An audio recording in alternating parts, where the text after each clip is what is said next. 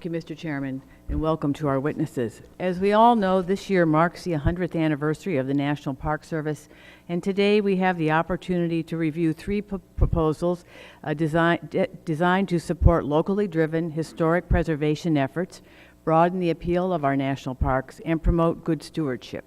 We are also reviewing legislation that creates a new memorial and national monument managed by the U.S. Department of Agriculture.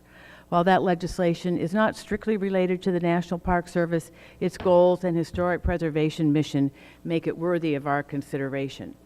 National parks have been called America's best idea, but that idea must be allowed to adapt and evolve in order to preserve and honor our diverse American heritage. President Franklin Delano Roosevelt once remarked that, quote, "There is nothing so American as our national parks. The fundamental idea behind the parks is that the country belongs to the people that it is in process of making for the enrichment of the lives of all of us," unquote. And expanding the reach of our parks also makes good economic sense. Last year's record-setting 307 million visitors supported $32 billion in economic activity, a 4-to-1 return on investment for every federal dollar that is appropriated to the National Park Service. This economic activity has irreplaceable ripple effects in neighboring communities that this committee has a responsibility to recognize. And in order to make sure of the continued support of our national parks by the American people, this committee must routinely evaluate visitor services and efforts at the local level to make historic preservation improvements at individual park sites. The bills on our agenda today help us meet these goals.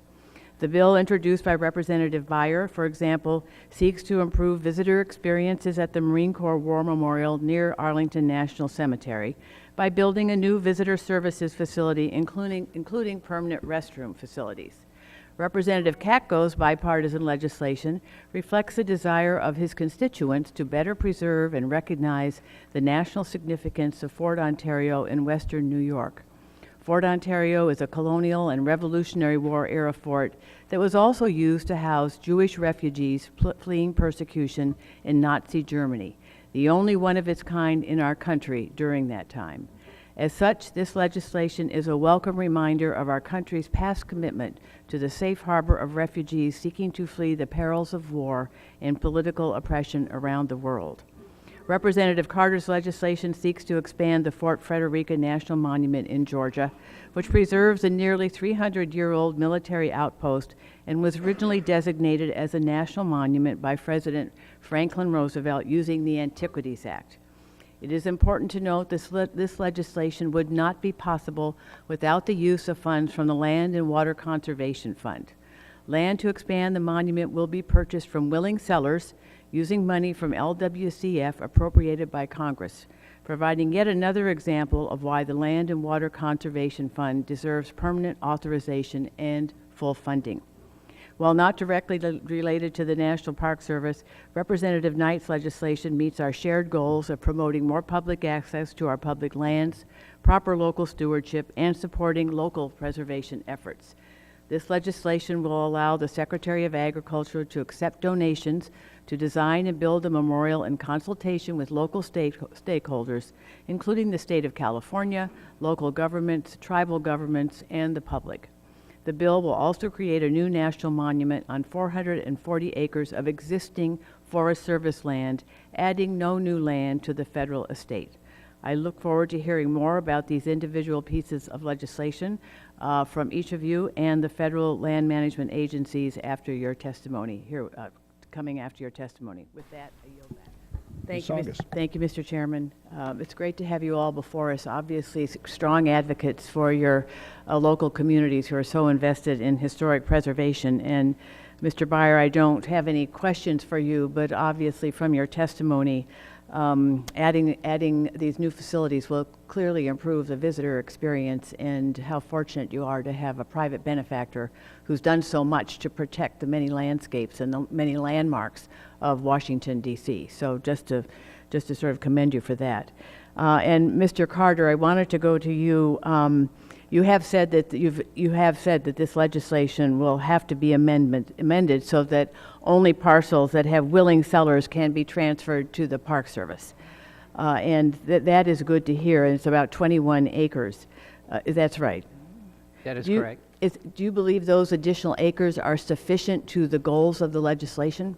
And if you could again sort of set out those goals. Well, I do. The National Park Service has done a survey of the area and has noted that there's a high probability that there are actually artifacts there that would be that would really help with the history, help to tell the history of Georgia, and really feel like the National Park Service would do a much better job at being stewards of that area and for that purpose. And does this have bipartisan? You have referenced that you have the support of the delegation, so that obviously evidences strong bipartisan support. Absolutely. All 14 members of the Georgia delegation are in favor of this. That's good to hear. And Mr. Katko, to follow up on your legislation, will this just to clarify, will this legislation create a new national park? Yes. Is it premised upon a study first, and what kind of study will this be? Well, it's just the study that the Park Service normally does before you have a precursor to having put on the Park Service registry, if you will. And we're told this is the next step you have to take before you go to the final approval. And that's I understand it's going to take a couple of years to do that. But as I want to reiterate again, the support is extraordinarily strong for it. And Congress does eventually have to approve all national parks, so the study will be the basis on which you bring this proposal forward. That's exactly right. And why are you, again, just to have you reiterate your testimony, why are you and your constituents interested in possibly creating a new national park? Well, I think we looked at it, and I had close consultation with the National Park Service before we instituted the bill. And first of all, I want to make sure it fit the criteria. And of course, we can't hold them to what their initial indications are, but the uniqueness of it is something that is interesting to the Park Service, and the fact that it's such a long historical significance. And when you walk the grounds there, it's hard to describe the history.